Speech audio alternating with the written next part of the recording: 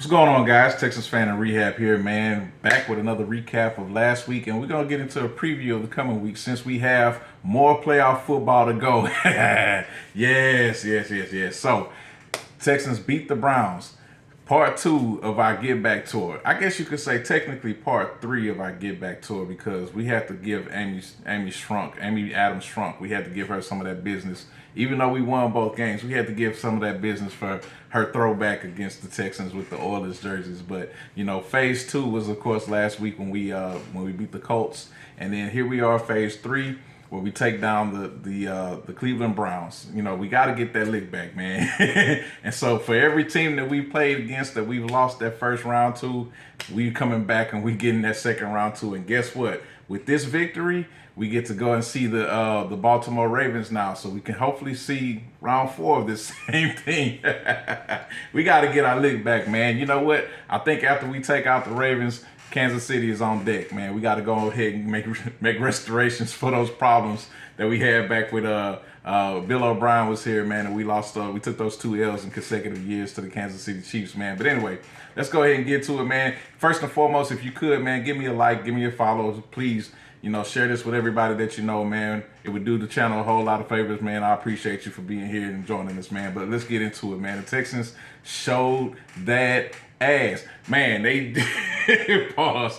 The Texans showed out, man, on Saturday, man. It was a tremendous game, man. They poured it on them. Man, like 45 points. This is incredible, man. This is the best performance that we've ever seen out of Houston, Texas, especially come playoff time, man. So considering the fact that we are definitely doing this with a rookie head coach, a rookie quarterback, first time OC, like this is an incredible situation, man. And we had an impeccable performance, almost perfect. We had a couple things that was left on the table, man. But first and foremost, let's get into it. Man, CJ Stroud. I mean, we've been talking about it all year long, man. The miracle that this cat is, man. The blessed one. You know what I'm saying? That this dude, he comes out there and the whole chemistry of the team is just different. You know what I'm saying? Like when we faced the Browns the first time, we brought out Case and we brought out Davis Mills to try to see if we could salvage the thing at some point in time. It just was not. We weren't rolling on all cylinders, man. We were missing certain people, great, but you could just see that it was missing, man. I was at that game. It was just like the atmosphere was bad. I don't know, man. There's a lot of Cleveland fans. It was just annoying to be in that whole. It was annoying to be in that whole mix, man. And we took a pretty significant L, man. We allowed Amari Cooper to have the greatest performance of his lifetime. You know what I'm saying? And that seems to be one of those things that happens with us when we start to get into the position where we are looking like we're taking that L. All of a sudden, things get out of whack. Thankfully, we had CJ this time, man. Not only did we have CJ, we had a full complement of healthy bodies, almost a full complement of entire healthy bodies on the roster. That's been one of those things that's been a weak point for us all year, man. Like we've had so many injuries and so many people be out all season that it's been, it's something that we've had to play through. But it's crucial that here we are in the playoffs and things are starting to trend in the right direction as far as our health is concerned. We finally have the continuity of a full line. We finally have, a complement of wide receivers. All wide receivers are available this past week, which was great. Now, will that be the case moving forward? No. We've already lost Noah Brown for the rest of the year or the rest of whatever is supposed to happen because he's been put on IR. So we've had to go ahead and replace his position with a couple other guys, but definitely the chemistry on the wide receiving group has been something that we've been lacking, we'll say, especially since Tank Dell has gone down. And thankfully we have Nico Collins healthy. He's definitely showed out, and he showed out this game, man. He caught the first touchdown pass of the game on a nice little screen pass out to the left. He did his thing, made it work, so he could go ahead and power into the end zone. Once again, a phenomenal game for Nico, man. Just one of those things that we are starting to acknowledge that he's definitely in the wide receiver one category. fighting for that position if nothing else, man. I think we pretty much already knew that Tank was going to be a successful wide receiver number two. It was just a matter of whether or not that Nico could stand out consistently and be wide receiver number one. And I think this year he's definitely proven that all through through the year statistically, especially when he's been healthy, he's been able to prove that all season long. So this is one of those things that's been tremendous for us. Second touchdown, man. Second touchdown was kind of fluky, man. It came on a on a screen pass as well, out to the right, a bubble screen to Brevin Jordan. Now Brevin Jordan did his thing, man. Listen, I didn't know the dude had wheels like that. I've heard plenty of conversations with cats that said back in Miami he could scoot, but he caught this. It was a perfect storm. Let's just put it that way. It was a perfect storm. We not only had Brevin Jordan open out to the right. He first went in and engaged with the block, and then he broke free of the block, and he set up in his spot in his soft zone for the screen. He got the screen pass and he ran it up the field for maybe about 5 or 10 yards, and then right when it looked like he was getting ready to be tackled, the defense went real lazy on the tackle. They went real lazy. I guess they were assuming that he was going to go out of bounds or whatever first, and he jump cut and went back inside, scooted around the defender that was closest to him, gone. 76 yards, man, on the play, man. That was a tremendous, tremendous play. A lot of great effort put on the field and put on tape for Brevin Jordan, man. Unfortunately, that was the only catch that he had. We could have seen him do a little bit more. I think that that's something that hopefully we come back around to a little later. It seemed to me that we only used the effort that we absolutely needed in this game. We didn't waste a whole lot of effort outside of two plays, and I'll cover that here shortly. We did have a play, and I'm gonna throw these two plays in real quick. We did have a play where Dalton Schultz, man, this is the guy that I give hell, man. Dalton Schultz again, first half, he had a wide open play out to the right sideline. CJ basically threw it and hit him. It was a perfect dime. Perfect dime. Dalton alligator armed it, man, couldn't bring it in. It was a drop, man. It was one of those plays that would have got us, I think, another 20, 25 yards. It was a perfect diamond from CJ. And we need Dalton to catch those balls, man. In the first half, for whatever reason, he didn't want to step up and catch those plays. But I'm going to give him credit on the next thing. And then we had another play that was kind of an empty opportunity a little later in the game to Nico Collins again, running up the seam. Nico Collins broke free. He was free, almost immediately. But he didn't pump the full route. I mean, what I mean by that is he didn't go full effort the full route. And so CJ put it out there, and with CJ's tremendous touch, it was in the right place at the right time. Just the fact that Nico didn't go full throttle the whole time prevented him from being in position to catch that ball. He might have had to dive for it just a little bit, but he would have been in position to catch that ball had he gone full effort. And so hopefully that's something that they'll clean up moving forward. We definitely want to be able to catch on every opportunity we have to get one of those long tosses. I mean, but it was a beautiful ball. It was a beautiful opportunity, but it just, it went for naught. Anyway, the third touchdown came at the hands of my boy Dalton Schultz, man. So much credit again to Dalton Schultz. This was a play that was reminiscent of Gary Kubiak's style back in the day, where he would have an underneath route, he would have a medium route, and he would have a long distance route. In this case, where Kubiak might run the scheme where he has, say, a running back, go out into the flat. He might have a tight end come across the middle, and then he has a wide receiver go over the top. In this situation, what you had, I think it was a running back, and I'm going off the top of my head. I think you had a running back go out into the flat. You had a receiver go across the middle, while you had Dalton Schultz break out like he was going to go on a fade route, and then instead when it took a post route, and it was beautiful, man. That hitch play, man, like that it was so like reminiscent for me. Like I said, reminiscent for me of Kubiak's offense. And I think that with a quarterback that's mobile and can toss the rock like what CJ can do, put everything on a button. I think that this is something that we can stand and see for a long time to come, man. But that pass was perfectly placed, perfectly timed. It was everything that we needed at that time, man. So, chef's kiss, man. Chef's kiss. Shout out to Bobby Sloag for that one, man. So that was our 3 offensive touchdowns that we had prior to the end of the game when we poured it on a little bit with motor. But the most important plays came with the aid of some number one, some great defensive play, and some great defensive line play, and number 2, some great coaching, some tremendous coaching, man.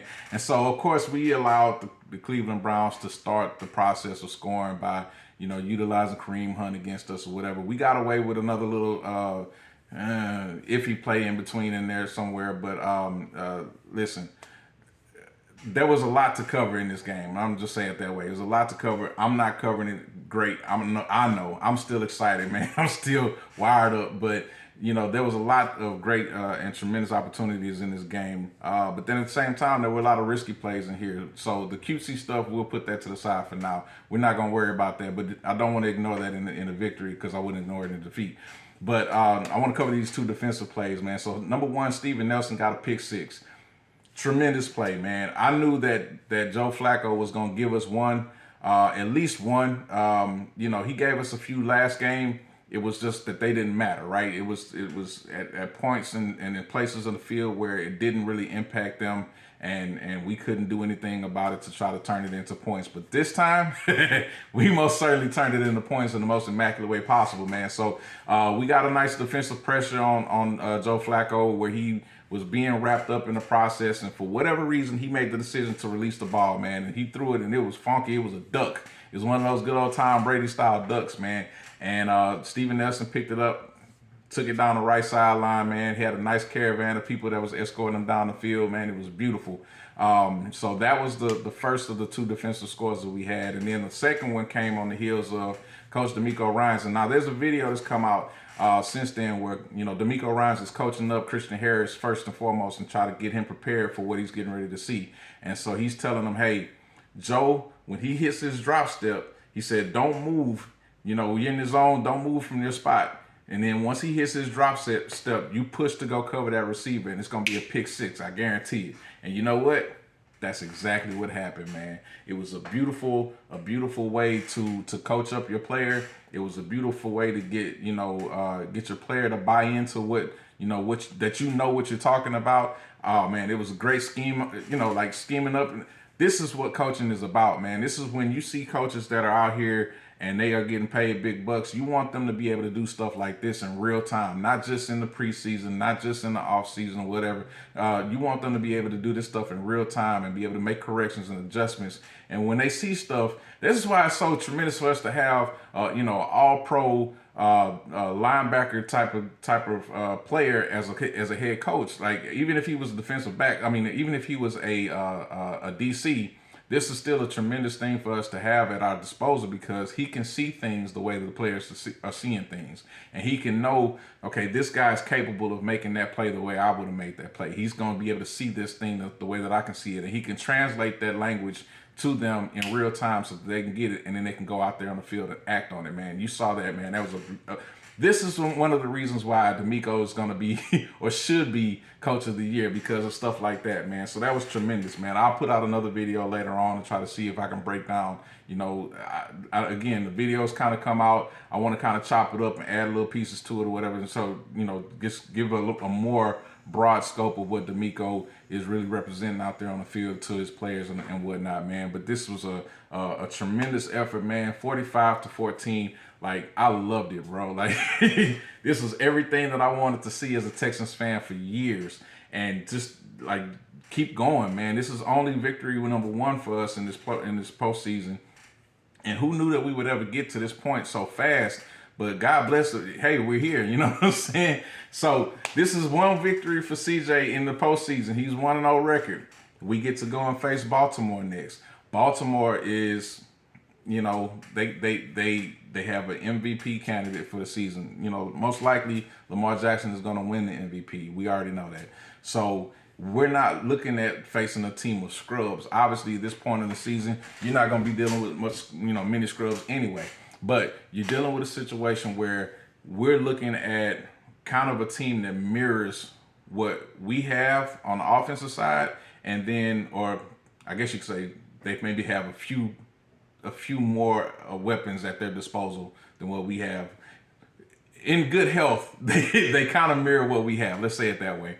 And then defensively, they kind of mirror what we just saw in the Cleveland Browns. Cleveland Browns were a number one defense, a number one defense, I think with the exception of the scoring title defensively. I think that goes to the Baltimore Ravens. But the Cleveland Browns had like the #1 passing defense or whatever, and we obliterated them, man. We tore them apart. You know what I'm saying? And so then when we get the opportunity to face a team like Baltimore, we're not the same team like we were in week 1, man. I don't think that we're going to see the same type of matchup. But then again, they're also not the same team that they were in week 1. They are without certain people. They're without a lot of people. They've lost 2 running backs. Mark Andrews is out. They are down Marlon Humphreys now, so their top cornerback is out. So that's a great opportunity for us. But at the same time, you've seen Isaiah Likely step up and fill in the gap for Mark Andrews. You've seen Odell Beckham and Zay Flowers still do their thing out there on the field and be tremendous for Lamar Jackson. And Lamar Jackson is still the ultimate weapon when it comes to all things